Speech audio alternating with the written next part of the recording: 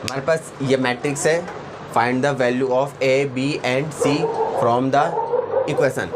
ये हमारे पास दो मैट्रिक्स है जो क्या है, इक्वल है। ये मैट्रिक्स का इक्वल है। जब दो मैट्रिक्स इक्वल होते हैं तो उसके क्रॉसपोंडिंग एलिमेंट क्या होते हैं भाई, इक्वल होते हैं, सेम नहीं होता है, इक्वल होता है ना। तब इसको कैसे लिखूंगा मैं, a minus B is equal to -1।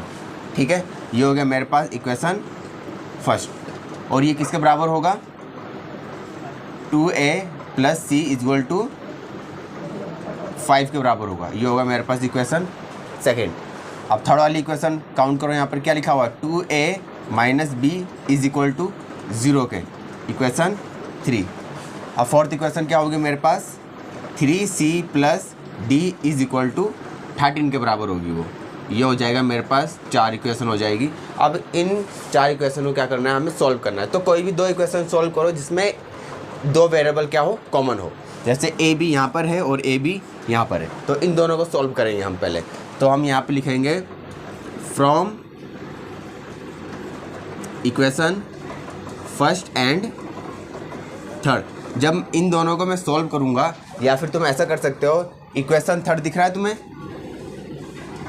Equation third, तो मैं लिखूँगा equation third 2a minus B is equal to 0। ठीक है, अब 2a b माइनस का भी है, उधर जाके क्या हो जाएगा, ये प्लस का हो जाएगा। तब a की वैल्यू क्या मिलेगी, 2 इंटू में नीचे आके क्या हो जाएगा, इक्वल टू में, वो यहाँ पे इंटू में 2, इक्वल टू में जाके क्या हो जाएगा, डिवाइड में हो जाता है। प्लस वाला माइनस होता है, माइनस वाला प्लस, इंटू वाला डिवाइड। तब ये 2 क्या है, ए के साथ इंटू पर है, तब ये इक्वल टू में जाके क्या हो जाएगा, डिवाइड में हो जाएगा, है ना। अब इस वैल्यू को कहाँ पे पुट कर दो, इक्वेशन फर्स्ट में पुट कर दो। जब इस वैल्यू को इक्वेशन फर्स्ट में पुट करूँगा मैं, ये काफ़ी टफ हो जाएगा ना, टफ लग रहा है ना, ये कल वाला ठीक है।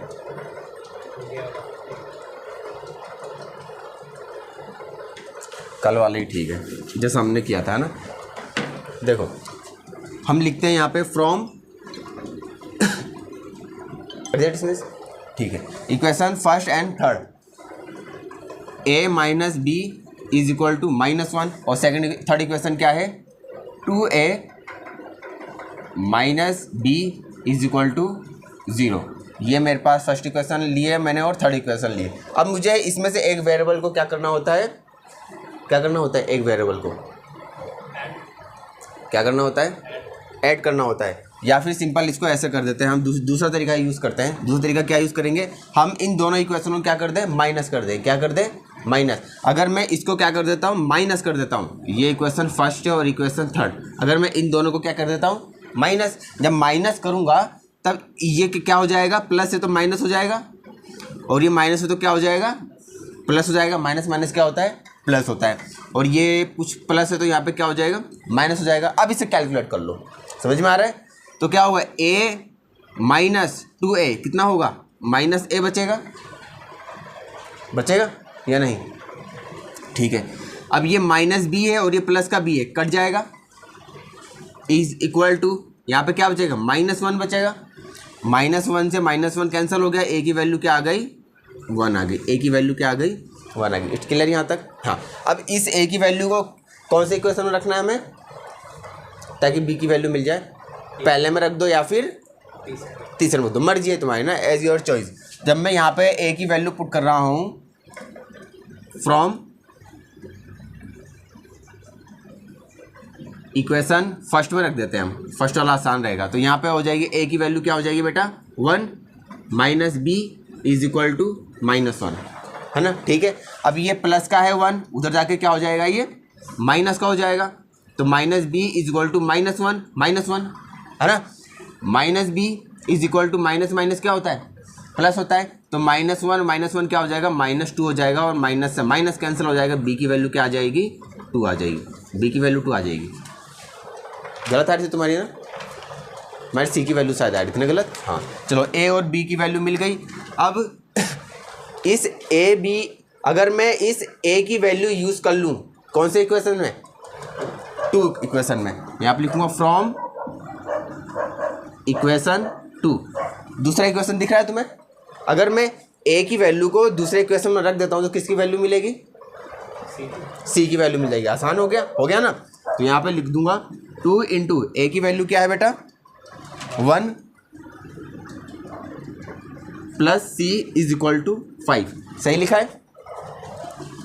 अब 2 इंटू 1 क्या होता है 2 plus C is equal to 5। अब ये 2 प्लस का है, उधर जाके क्या होगा ये माइनस का हो जाएगा, तो सी की वैल्यू क्या आ जाएगी 3 आ जाएगी। आगे सी की वैल्यू 3, तुम्हारा गलत आ रहा था ना, चलो कोई नहीं। अब इस सी की वैल्यू को कहाँ पे रख दूँ मैं, डी की वैल्यू मिल जाए। इक्वेशन 4 में अगर मैं सी की वैल्यू रख दूंगा डी की वैल्यू मिल जाएगी।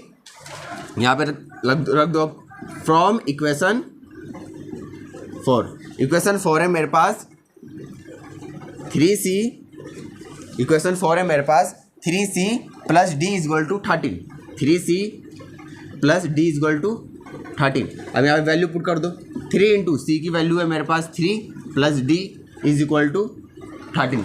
क्लियर है यहाँ तक। हाँ, अब इसकी मल्टीप्लाई कर दो 3 3 जा 9 plus D is equal to 13, D is equal to 13। ये पॉजिटिव का उधर आके क्या हो जाएगा इक्वल टू में नेगेटिव का हो जाएगा, नेगेटिव का 9। तो डी इज इक्वल टू कितना आ गया 13 माइनस 9 इज वॉट 4। आगे मेरे पास ए की वैल्यू कितनी आ गई 1 आ गई, बी की वैल्यू 2 आ गई, सी की वैल्यू 3 आ गई और डी की वैल्यू 4 आ गई।